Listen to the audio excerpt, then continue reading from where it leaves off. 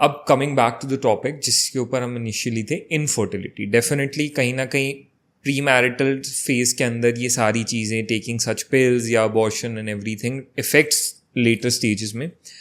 But अब चलो जिनकी मैरिज हो चुकी है and now the people who are facing infertility issues, आपके पास जो पेशेंट्स आते हैं डॉक्टर यूवी, आपको सबसे ज़्यादा मेजर कॉजेज अब तक क्या अपनी प्रैक्टिस में मिले हैं कि इन रीजंस की वजह से इनफर्टिलिटी इशूज आ रहे हैं?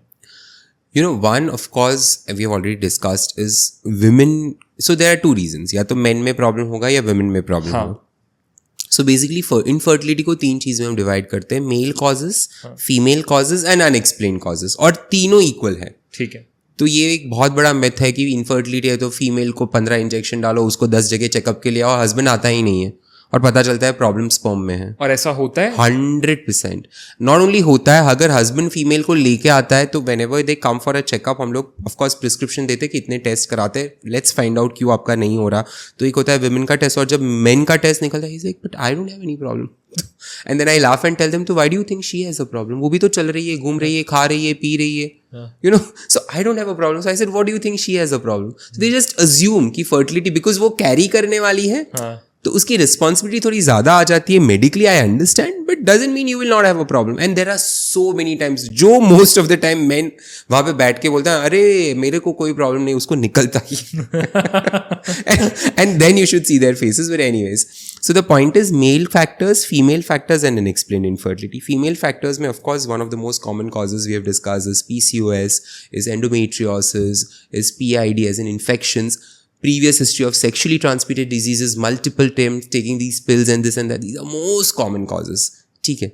Male causes and then physical causes, किसी की ट्यूब्स ब्लॉक्ड है, किसी के sexually you know they have other sexual issues combined, as in male को इरेक्शन प्रॉब्लम्स है, इनको वैजिनिस्मस है, ऐसा कुछ.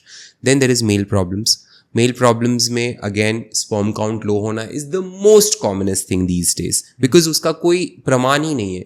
स्पर्म काउंट कम होने से आपको कोई फिजिकल सिम्टम, पीसीओएस और ये सब चीज़ों के फिजिकल सिम्टम्स है, इनके तो कोई फिजिकल सिम्टम्स नहीं.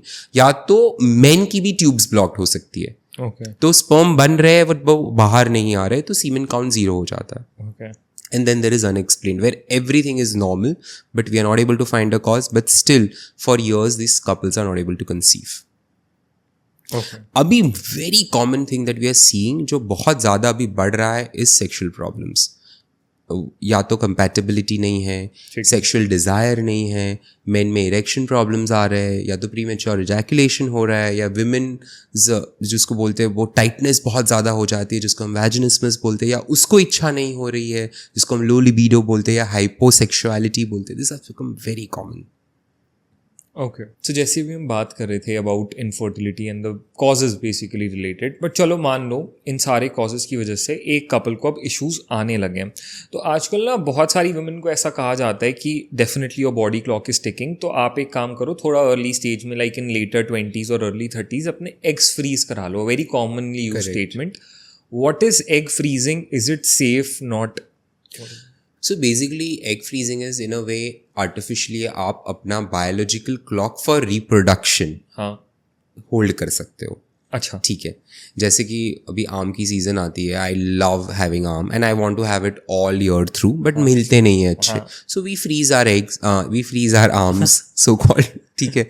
तो वो हर घर में लोग टमाटर फ्रीज करते हैं, मटर फ्रीज करते हैं. It's very similar. मतलब कि बेसिकली फ्रेश चीज़ों को आप फ्रीज करके रखो तो you can use it for a longer period of time. Basically जब आपके एग्स या बायोलॉजिकल क्लॉक का इश्यू है, तो प्रॉब्लम क्या है कि age of the egg also increases as your age increases. जैसे मैंने बहुत इनिशियली आपको बोला, you are born with certain number of egg. तो आप 35 पे जब प्रेग्नेंट हो रहे हो तो आप 35 ईयर्स पुराना एग से प्रेग्नेंट हो रहे हैं. आप 25 पे हो रहे हो तो वो 25 वाले से हो रहे हैं. तो अगर आपने एग फ्रीज कराया एट द एज ऑफ 30, तो आपने वो एग उस दिन निकाल के फ्रीज कर दिए. फिर जब आप प्रेगनेंसी डिसाइड करते हो 40 पे कि अभी 40 पे मुझे प्रेग्नेंट होना है, तो you can use an egg and you still have an egg which is 30 years old.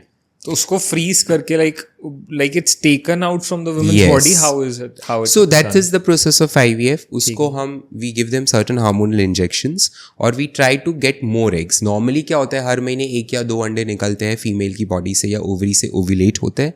But we try कि उस दिन मान लो, उस महीने मान लो, इफ़ वी कैन 10-15 एग को हम ओव्यूलेट करवाएं और उसको बाहर निकालें, and then we freeze it through procedure known as egg cryopreservation. ठीक है, it is frozen in liquid nitrogen, whatever XYZ technically. And उसको फिर रखा जाता है उसको सालों तक. रखा जाता है, वो लिक्विड नाइट्रोजन में it can stay for years. In fact अभी तो ऐसे ऐसे केसेस आ रहे हैं जिन्होंने अपने एग्स या स्पर्म्स 10-10, 15-15, 20-20 साल पहले भी फ्रीज करवाया और वो यूज़ किया है. तो वो जो उनके एग्स होते हैं, they are with the clinic या they are with the patient? No, they are with the clinic because you need to keep them in the liquid nitrogen controlled environment in the right way. Otherwise, it will not survive. And also सबसे बड़ा myth क्या है पता है egg freezing का, कि किसी को लगता है अभी एग फ्रीज करा लिए 30 पे तो जब 36 पे नेचुरली प्रेग्नेंट हो ही नहीं पाएंगे. ऐसा नहीं होता. When you freeze your eggs at 35 या से एट 30 और फिर 35 पे आप मेरे पास आओगे कि डॉक मेरे एग फ्रोजन पड़े, चलो हम मुझे अब प्रेग्नेंट होना है, my advice to you is ठीक है आप 6 महीने ट्राई करो नेचुरली.